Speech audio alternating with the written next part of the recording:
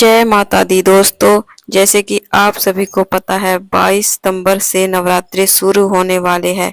नवरात्रि के पहले दिन हमें पूजा कैसे करनी होती है, नवग्रह की स्थापना हम कैसे करें, अखंड ज्योत कैसे जलाएं और साथ में कलश स्थापना कैसे करें, क्या भोग लगाएं, ये सारी जानकारी आपको आज की वीडियो में मिल जाएगी। तो प्लीज वीडियो को शुरू से अंत तक जरूर देखिएगा। तो चलिए वीडियो शुरू करते हैं।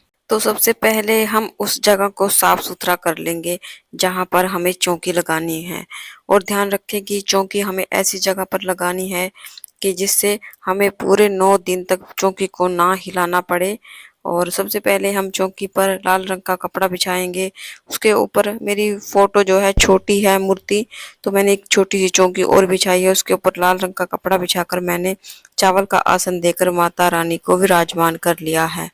माता रानी का जो भी स्वरूप आपके पास है उसको चौकी पर विराजमान करें, फोटो या मूर्ति। उसके बाद हम कलश स्थापना करेंगे। देखिए नवरात्रि पूजा में कलश का बहुत अधिक महत्व है, तो उसके बाद हम कलश स्थापना करेंगे। कलश आप तांबे का ले सकते हैं या फिर मिट्टी का ले सकते हैं, पीतल का भी ले सकते हैं, जो भी आपके पास है उस चीज का कलश लें। कलश में हम सबसे पहले गंगा जल डालेंगे, उसके बाद शुद्ध जल डालेंगे। शुद्ध जल से हम कलश को कंठ तक पूरा भर लेंगे। उसके कलश के कंठ पर हम मौली बांध लेंगे। उसके बाद 9 ग्रह की 9 चीजें डालेंगे। उसके बाद हम इसमें सिक्का सुपारी हल्दी की गांठ जरूर से डालेंगे, थोड़ी सी दूर्वा घास डालेंगे, फूल डालेंगे। और देखिए 9 चीजें जो मैंने डाली हैं, अनाज 9 प्रकार के, इसका मैंने अलग से वीडियो डाल रखा है, आप वहां से चेक कर सकते हैं। उसके बाद हम इसमें आम के या अशोक के पत्ते डालेंगे। तो 9 ही पत्ते मैंने लिए हैं, इनको मैंने चंदन और रोली से टेक लिया है। अगर आपको आम के पत्ते ना मिले तो आप अशोका के पत्ते भी ले सकते हैं। उसके बाद नारियल लेंगे। नारियल हमें जटा वाला और पानी वाला लेना है। नारियल के ऊपर हम कलावा और लाल कपड़ा लपेट लेंगे।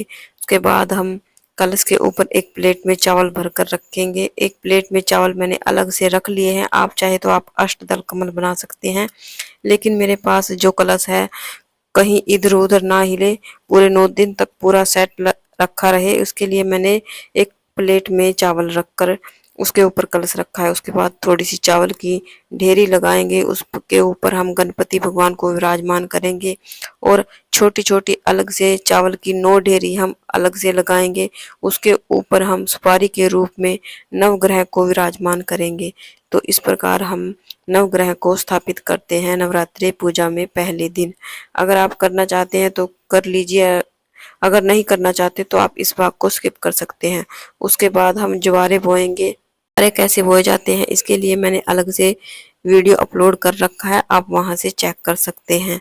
ज्वारे बोने के बाद हमें इनको ढक कर रखना है 2 से 3 दिन, जब तक हमारे ज्वारे अंकुरित ना हो। वैसे तो अगले दिन हमारे ज्वारे अंकुरित हो जाते हैं। उस स्थापना करने के बाद हाथ जोड़कर माता रानी से प्रार्थना करेंगे, आज मैं आपकी नियमित ये पूजा कर रही हूँ, कृपया आप मेरी पूजा को स्वीकार करें। उसके बाद जल का लोटा लेंगे, भाव स्वरूप जल के छींटे देते हुए सभी को हम स्नान कराएंगे। के बाद थोड़े से फूलों का आसन देते हुए हम अपनी अखंड ज्योत रखेंगे। अखंड ज्योत को हम प्रज्वलित करेंगे। माता जगदम्बा का जयकारा लगाते हुए हम अखंड ज्योत प्रज्वलित करेंगे।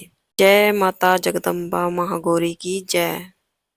उसके बाद हम पूजा गणेश जी से शुरू करेंगे। गणेश जी को हम जनेऊ समर्पित करेंगे, माता रानी को कलावा समर्पित करेंगे, नवग्रह को भी हम कलावा समर्पित करेंगे और कलश को भी हम कलावा समर्पित करेंगे, क्योंकि कलश में सभी देव देवताओं का आह्वान हमने किया है। उसके बाद हम रोली से तिलक करेंगे, कलश को तिलक करेंगे, गणेश जी को तिलक करेंगे, ज्योत को तिलक करेंगे, नव दुर्गा माता को तिलक करेंगे, माता के शेर को और माता रानी के हाथों को सभी को हम तिलक करेंगे।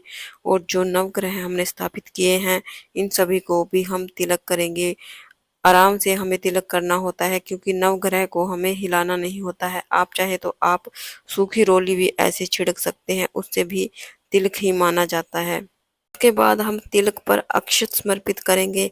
और ध्यान रखें अक्षत हमारे टूटे हुए बिल्कुल नहीं होने चाहिए। अक्षत यानी कि चावल। बाद हम गणेश जी को दूर्वा घास समर्पित करेंगे, फूल समर्पित करेंगे। अगर आपको लाल फूल मिल जाए तो माता रानी को लाल फूल जरूर से समर्पित करें। उसके बाद भोग समर्पित करेंगे। देखिए माता रानी को पान का बीड़ा जरूर से समर्पित किया जाता है। यहाँ पर मैंने पान का पत्ता लिया, उसके ऊपर सुपारी, पतासा, लौंग, इलायची रखकर माता रानी को समर्पित किया है। इस तरह से पान माता रानी को बहुत ही प्रिय है और माता रानी को पान का भोग देने से माता रानी अति शीघ्र प्रसन्न होती हैं। पहला दिन माता शैलपुत्री को समर्पित होता है, तो माता शैलपुत्री को गाय के देसी घी का भोग लगाया जाता है। उसके बाद हम पंचमेवे का भोग लगाएंगे, बतासे का भोग लगाएंगे। उसके बाद हम ऋतु फल का भोग लगाएंगे। जो भी ऋतु फल आपके पास अवेलेबल है, ऋतु फल का भोग लगाएं। उसके बाद हम जल का भोग लगाएंगे। देखिए भोग हमारा तभी पूर्ण माना जाता है जब हम जल का भोग लगाते हैं। भोग आप चाहे कुछ भी लगाएं। उसके बाद हाथ जोड़कर माता रानी से भोग ग्रहण करने के लिए प्रार्थना करेंगे। उसके बाद हम माता रानी को श्रृंगार की सामग्री समर्पित करेंगे। हो सके तो माता रानी को 16 श्रृंगार समर्पित करें।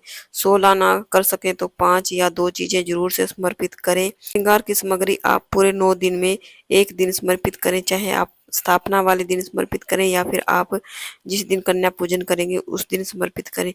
उसके बाद हम कथा पढ़ेंगे। नवरात्रि में 9 दिन का दुर्गा पाठ पढ़ेंगे या कोई भी पुस्तक है आपके पास वो पुस्तक जरूर से पढ़ें।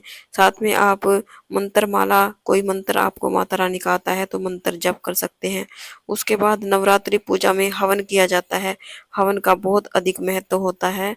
नवरात्रि पूजा में गाय के गोबर की कलशी जलाएंगे, अच्छे से प्रज्वलित हो जाए। सबसे पहले हम घी की आहुति देंगे और कपूर डालेंगे ताकि अग्नि अच्छे से प्रज्वलित हो जाए। अग्नि प्रज्वलित होने के बाद माता रानी को 2 लौंग के जोड़े समर्पित करेंगे। यहाँ पर लौंग हमारी फूल वाली होनी चाहिए, टूटी हुई लौंग हमें नहीं लेनी है। तो इस तरह से घर के प्रत्येक सदस्य 2-2 लौंग अपने नाम की जरूर से समर्पित करें। उसके बाद हम हवन सामग्री डालेंगे। 9, 11, 21 आहुति हवन सामग्री की जरूर से डालें। अगर हैं तो डालें, नहीं है तो आप भाग को स्किप कर सकते हैं। जो भी आपने भोग प्रसाद चढ़ाया है वो भी आप अग्नि में जरूर से डालें और साथ में 5 आहुति आप घी की डालें। जो भी आपने भोग माता रानी को समर्पित किया है, पतासे का, पंचमेवे का भोग अग्नि में जरूर से समर्पित करें। कहते हैं कि जो भोग हम अग्नि में देते हैं वो सीधा देवी देवताओं को, माता रानी को समर्पित होता है।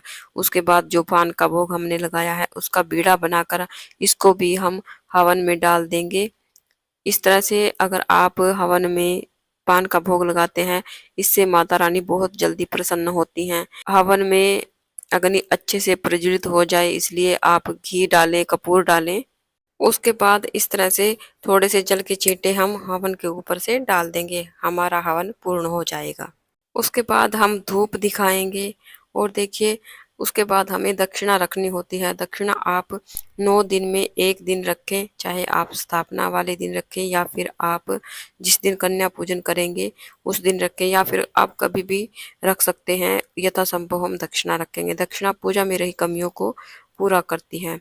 उसके बाद हमें कपूर जलाकर या फिर अलग से दीपक जलाकर बहुत ही प्रेम पूर्वक आरती करनी है। सबसे पहले हम गणेश जी की आरती करेंगे, उसके बाद हम माता रानी की आरती करेंगे। अम्बे तू है जगदम्बे काली, जय दुर्गे खप्पर वाली, हम सब उतारे तेरी आरती। मैं तो यही आरती गाती हूँ। उसके बाद आपको जो आरती आती है वो आरती गाएं। उसके बाद हाथ जोड़कर माता रानी से प्रार्थना करेंगे। पूजा में रही कमियों के लिए समय याचना करेंगे। अपनी मनोकामनाओं को पूर्ण करने के लिए माता दुर्गा से प्रार्थना करेंगे। उसके बाद हाथ में थोड़ा सा जल लेकर चौकी के चारों तरफ से वार देंगे। उसके बाद चौकी पर हमने जो भी भोग प्रसाद चढ़ाया है इसको हम परिवार के सभी सदस्यों में बांट देंगे। और जो श्रृंगार की सामग्री है ये पूरे 9 दिन तक यहीं पर रखी रहेगी, साथ में दक्षिणा भी यहीं पर रखी रहेगी। अखंड ज्योत का हम पूरा ध्यान रखेंगे, बीच बीच में घी या तेल डालते रहेंगे। शाम को भी हमें चौकी पर दीपक जलाना है। जो भोग प्रसाद आपने बनाया है पहले माता रानी को भोग लगाएंगे, उसके बाद स्वयं ग्रहण करेंगे अगर आपने व्रत किया है। फ्रेंड्स, ये है नवरात्रि पूजा की संपूर्ण पूजा विधि। अगर आपको वीडियो अच्छी लगी है, आपके लिए यूजफुल रही है, तो प्लीज वीडियो को लाइक कीजिए और चैनल को सब्सक्राइब कीजिए। अगर अभी भी आपके मन में कोई डाउट है, आप मुझे कमेंट कर सकते हैं। मैं आपके कमेंट का रिप्लाई करने की पूरी पूरी कोशिश करूंगी। वीडियो अगर अच्छी लगे तो वीडियो को लाइक कीजिए, कमेंट में जय माता दी जरूर से लिखें। फिर मिलते हैं। राधे राधे।